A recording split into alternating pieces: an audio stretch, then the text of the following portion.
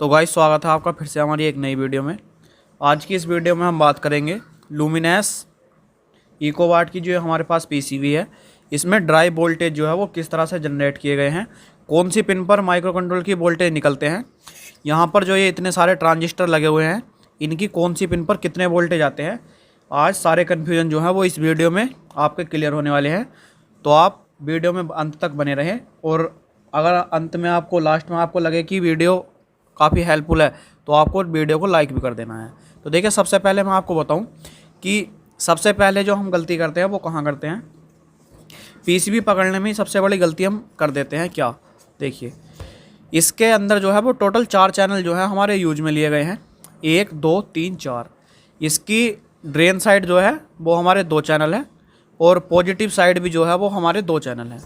तो इसमें चैनल का नंबर कैसे पता चलता है, देखिए सबसे पहले मैं आपको ये बताऊं तो ये जो हमारी फ्यूज वाली साइड है, ये जहाँ पर हमारे फ्यूज लगे हुए हैं पीसीबी के अंदर, ये आपको इस तरह से पीसीबी रखनी है कि ये फ्यूज जो है वो हमारे ऊपर जाएं इस तरह से। अब रखने के बाद देखिए, ये जो हमारा पहला चैनल है जहाँ पर हमारे मॉसफेट लगे हुए हैं, मैं कैमरा थोड़ा पास लाता हूँ, यहाँ पर देखिए ये जो हमारे मॉसफेट लगे हुए हैं ये इसका चैनल नंबर फर्स्ट है। इसके बिल्कुल बगल वाला साइड में जो है ये इसका चैनल नंबर 2 है और इसका चैनल नंबर 3 जो है वो इधर आया है इस वाले हाथ पर हमारे, ये इसका चैनल नंबर 3 है और ये जो है इसका चैनल नंबर 4 है। अब देखिए, इसके जो मॉसफेट की ड्राइव है वो सीरीज में लगी हुई है। सीरीज में कैसे कि जब तक हमारी ड्रेन साइड की ड्राइव ओके नहीं होगी तब तक आप कितने ही कोशिश कर लीजिए, आपकी पॉजिटिव साइड की ड्राइव जो है वो भी ओके नहीं होगी। तो कई बार क्या होता है कि हमारी पॉजिटिव साइड और ड्रेन साइड आमने सामने की दोनों की ड्राइव नहीं आती, तो हम क्या करते हैं, पॉजिटिव साइड की साइड से रिपेयर करना शुरू करते हैं। तो सबसे पहले हमें इसकी ड्रेन साइड की ड्राइव जो है उसे रिपेयर करना होता है, उसके बाद इसकी पॉजिटिव साइड की जो ड्राइव है वो ऑटोमेटिक आ जाती है, अगर पॉजिटिव साइड में किसी तरह का कोई कंपोनेंट फॉल्ट ना हो तो देखिए, सबसे पहले मैं आपको बताऊं कि इसकी जो ड्राइव है वो कौन कौन सी पिन से निकली है माइक्रो की। तो देखिए, सबसे पहले इसकी जो ड्राइव निकली है वो हमारी 27 28 और 11 12 से निकली है। यहाँ पर मैं लिख देता हूँ माइक्रो कंट्रोल की पिन नंबर 11 12 और जी हमारी 27 28, ये इसकी ड्राइव निकली है। अब देखिए कौन कौन सी ड्राइव निकली है उसे बताता हूँ। तो देखिए, पिन नंबर 11 से जो इसकी ड्राइव निकली है वो निकली है हमारी 2 वोल्ट। पिन नंबर 12 से जो है वो है हमारी लगभग 2.5 वोल्ट। अभी मैं आपको पीसीबी के अंदर मेजर करके दिखाऊंगा। सबसे पहले देखिए, हम पीसीबी को मल्टीमीटर से ही पावर सप्लाई से ही कनेक्ट कर देते हैं और आपके सामने जो है वो इसकी ड्राइव को चेक करते हैं कि कितनी पिन से कितनी वोल्टेज निकली है। उसी के साथ जो है हम आज का डायग्राम जो है वो क्रिएट करेंगे, क्योंकि लाइव डायग्राम तो आज की इस वीडियो में हम बनाने वाले हैं। सबसे पहले इसका जो पॉजिटिव है इसे कनेक्ट करते हैं, जो निगेटिव है इसे कनेक्ट करते हैं और पीसीबी को जो है हम अब इसके अंदर मेन सप्लाई को इनपुट करते हैं। यहाँ पर ये देखिए, पीसीबी जो है हमारी ऑन होने की साउंड आ गई है, क्योंकि एकदम बिल्कुल फ्रेश पीसीबी जो हूँ मैं यूज में ले रहा हूँ यहाँ पर। तो अब देखिए, इसके माइक्रो कंट्रोलर की पिनों पर हम वोल्टेज चेक करते हैं। तो सबसे पहले मैं इधर की साइड से इसे चेक करूँगा ताकि आपको देखने में आसानी हो। अब यहाँ पर माइक्रो कंट्रोलर पर हम एक कट लगा हुआ देख रहे हैं यहाँ, तो ये इसकी पिन नंबर 1 है। अब देखिए, माइक्रो कंट्रोलर की पिन नंबर 11 और 12 से जो है इधर की साइड की इसकी ड्राइव निकली है। पिन नंबर 11 से जो है वो इसकी ड्रेन साइड की ड्राइव निकली है और पिन नंबर 27 से भी ड्रेन साइड की ड्राइव निकली है और पिन नंबर 28 से और 12 से जो है इसकी पॉजिटिव साइड की ड्राइव निकली है। यहाँ पर देखिए, मल्टीमीटर मैंने आपके सामने ले लिया है, बिल्कुल सिंपल वाला मल्टीमीटर हमने लिया है, जो ड्राइव मेजरमेंट होगी वो इसी से होगी। तो एक प्रोब जो है मैं इसकी ग्राउंड से कनेक्ट कर देता हूँ। इसकी यहाँ पर मैं एक ग्राउंड से कनेक्ट करता हूँ। देखिए, वीडियो थोड़ी लंबी हो सकती है। अब देखिए, सबसे पहले पीसीबी के ऊपर हम वोल्टेज चेक करते हैं कि कितने वोल्टेज पर हम ये वोल्टेज जो है उन्हें चेक कर रहे हैं। तो यहाँ पर आप देखेंगे, 1 मिनट, देखिए इस समय जो है हमारे पीसीबी के अंदर 12.37 वोल्ट के समथिंग जो है वो इनपुट आ रही है। अब सबसे पहले देखिए, पिन नंबर 11 पर मैं चेक करता हूँ। तो पिन नंबर 11 हमारी यहाँ होगी, 14 13 12 और 11। देखिए, पिन नंबर 11। पिन नंबर 11 पर हमारे हैं 2.08। तो मैं पिन नंबर 11 के सामने इसे लिख दूंगा। यहाँ पर मैंने 2 वोल्ट लिखा हुआ है, तो बिल्कुल मेरा ठीक लिखा हुआ है, चेंज करने की ज़रूरत नहीं है।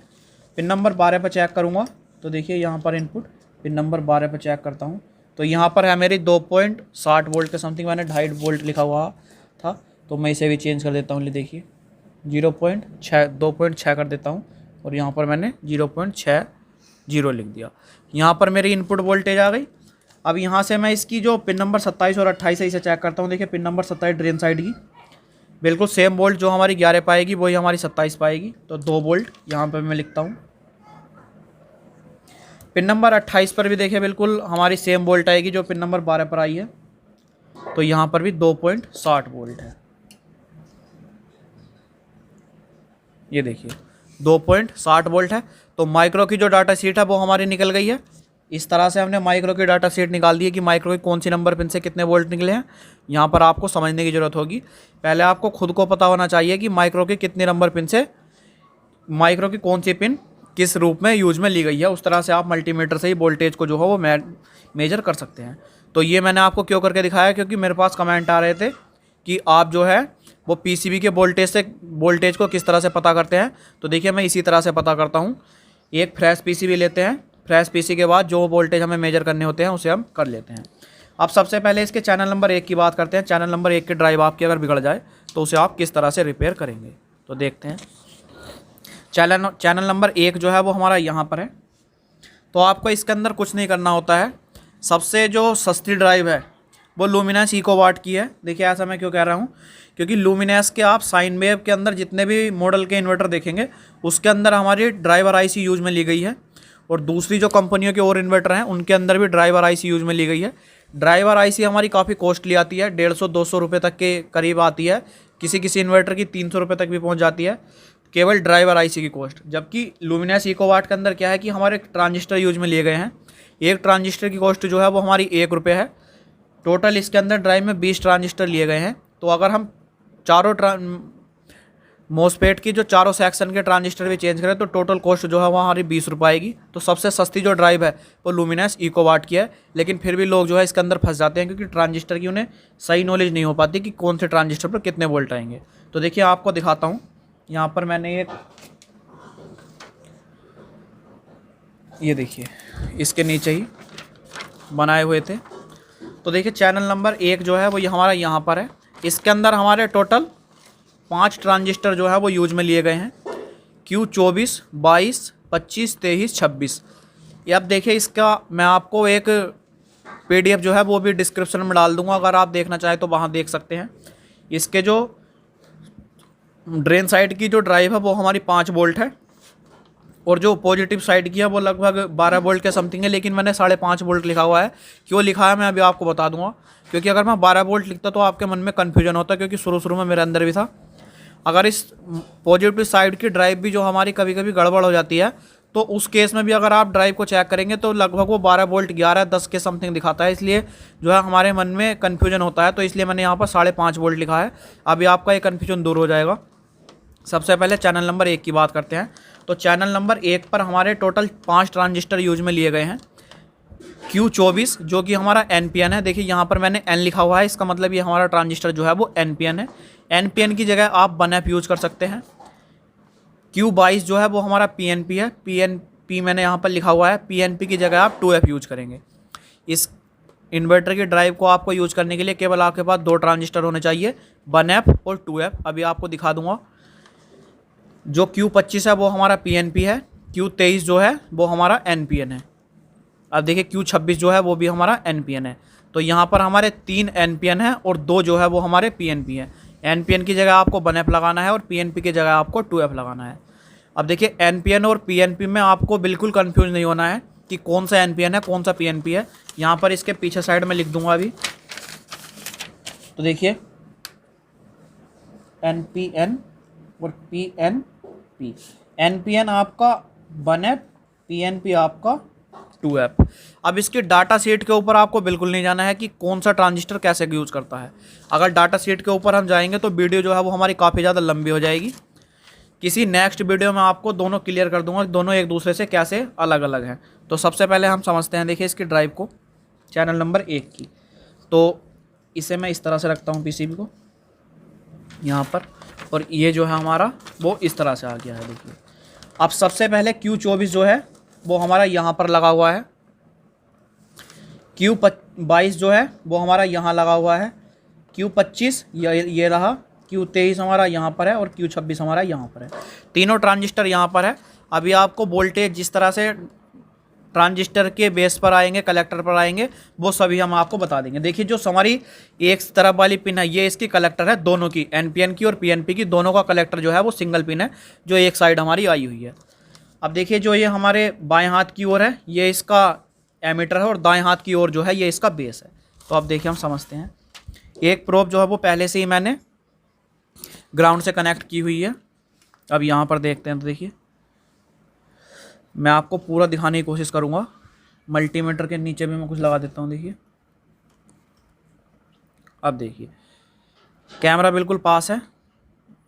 सबसे पहले Q24 के कलेक्टर पर हम चेक करते हैं। तो यहाँ पर जो है इसके कलेक्टर पर हमें मिल रहे हैं 1.80 के समथिंग। यहाँ पर मल्टीमीटर आपको क्लियर नज़र आ रहा हो तो यहाँ पर देखिए 1.80 70-80 के समथिंग है। तो यहाँ पर मैं लिख दूंगा 1.80, 1.8 वोल्ट। इसके कलेक्टर पर देखिए मैंने लिख दिया है बिल्कुल आपके सामने लाइव देखकर। अब मैं इसके एमीटर पर चेक करूँगा, एमीटर पर इसके कितने वोल्ट आने चाहिए, क्योंकि पीसीबी मेरी बिल्कुल ओके है, मुझे कुछ देखने की ज़रूरत नहीं है।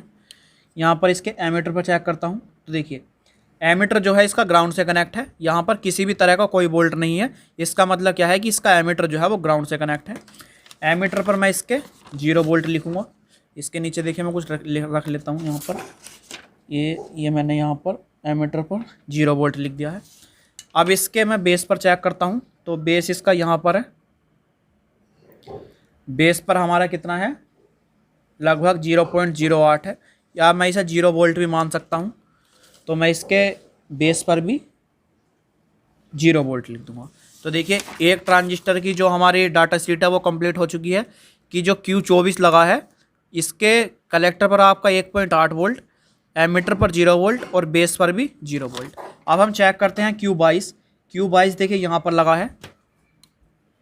तो इसके कलेक्टर पर मैं चेक करता हूँ तो यहाँ पर मुझे मिल रहे हैं 5.70 के समथिंग। यहाँ पर इसके कलेक्टर पर 5.5 वोल्ट में लिख देता हूँ। इसके कलेक्टर पर 5.5 वोल्ट।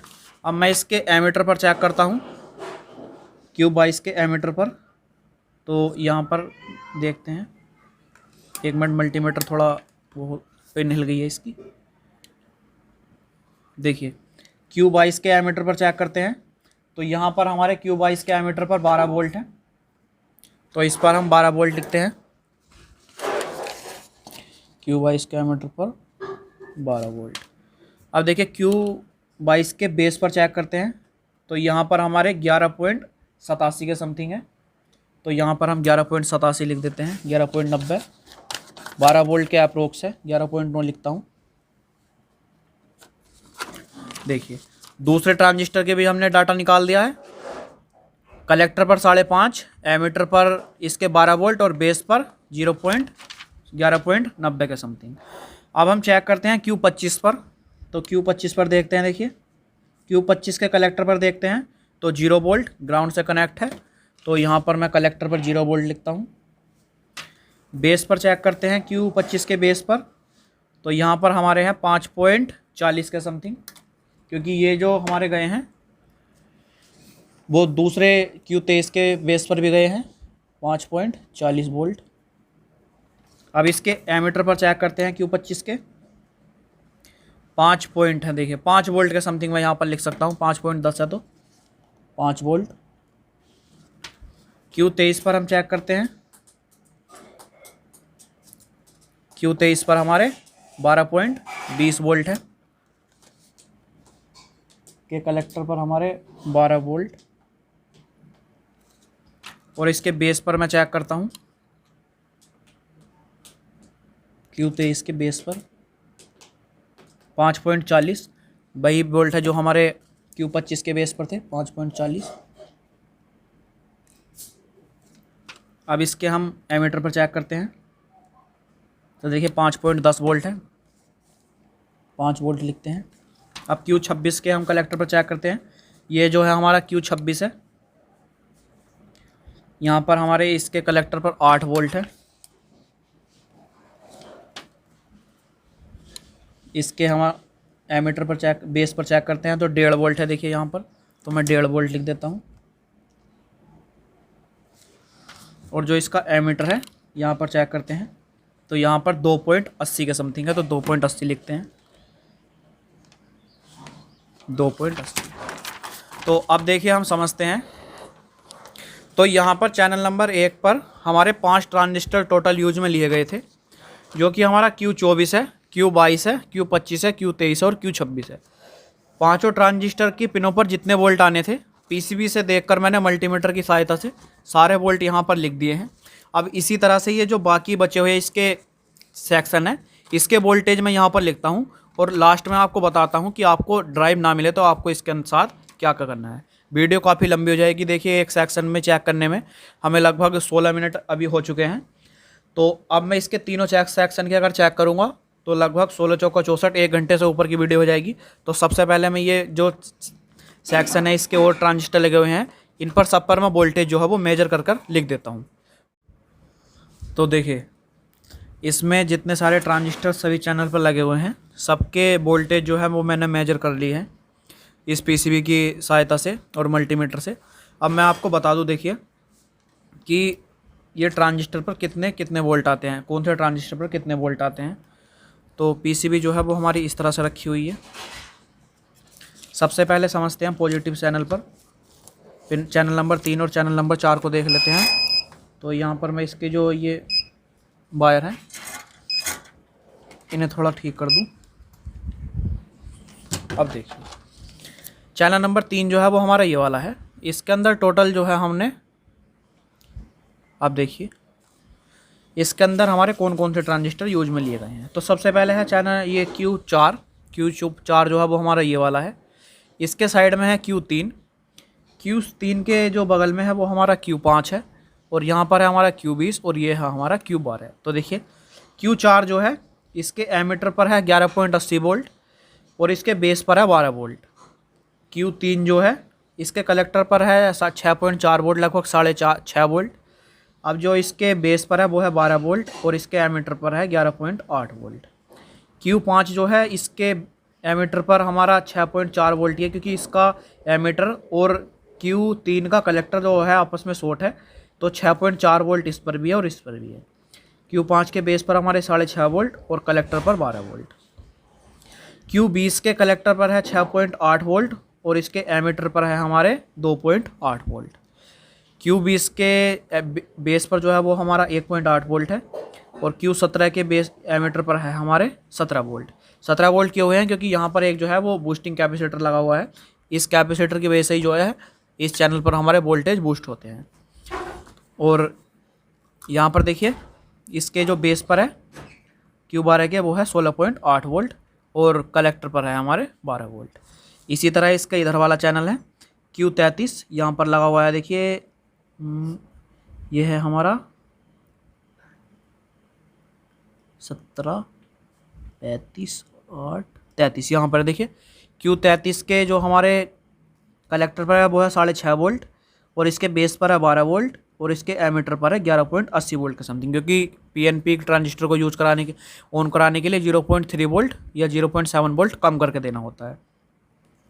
Q35 के कलेक्टर पर है हमारा 17 वोल्ट और इसके बेस पर है हमारा 12 वोल्ट और Q35 के एमीटर पर हमारा जो है वो है 11.80 वोल्ट के समथिंग।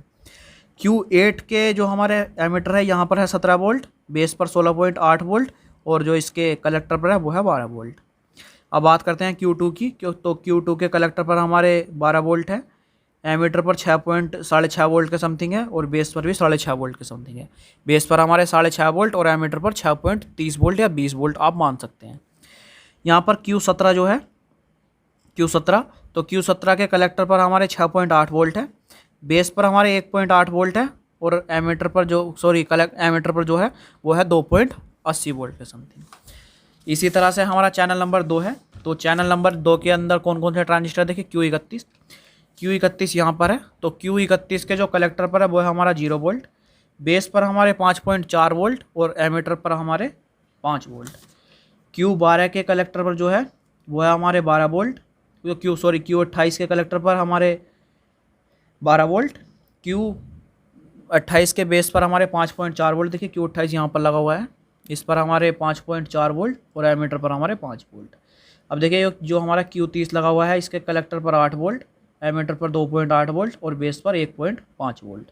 इसी तरह से Q27 है, तो Q27 के कलेक्टर पर 5 वोल्ट और एमीटर पर 12 वोल्ट और बेस पर है हमारा 11.6 वोल्ट। Q29 जो है उसके एमीटर पर हमारा 0 वोल्ट, बेस पर भी 0 वोल्ट और जो कलेक्टर है यहाँ पर है हमारे 5 वोल्ट। इसकी देखिए जो अगली ड्राइव की वीडियो आएगी, जो कंप्लीट ड्राइव की वीडियो होगी हमारी, जिसके अंदर इसके रेजिस्टेंस की वैल्यू, ट्रांजिस्टर की वैल्यू और पीएफ की वैल्यू होगी। तो अगर आप कमेंट करेंगे तो मैं वो वीडियो जो है वो जल्द से जल्द बनाऊंगा। अब मैं आपको बता दूं, देखिए ड्राइव वोल्टेज अगर ना बने तो आपको क्या क्या काम करना होता है, जो बिल्कुल बेसिक है। सबसे पहले तो इसका हमें मोसफेट चेक करने होते हैं, जो कि हमारे सभी इलेक्ट्रिशियन भाई जो हैं वो चेक करते हैं।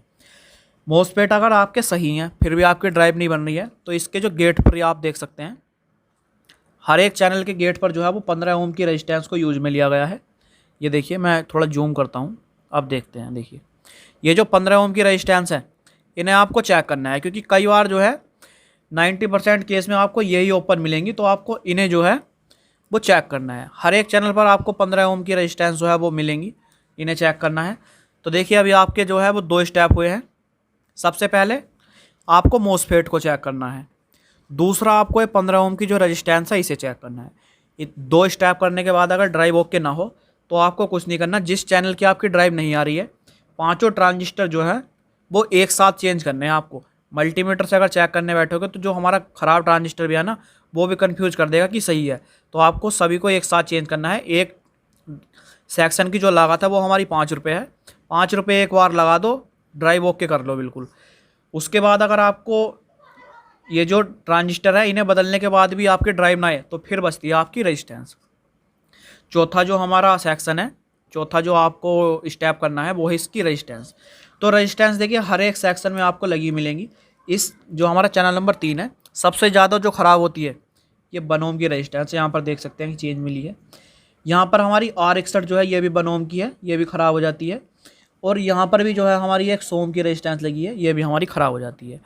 तो आपको सभी रेजिस्टेंस जो हैं एक एक करके इनकी वैल्यू को चेक कर लेना मल्टीमीटर से, ये आपको कंफ्यूज नहीं करेंगी।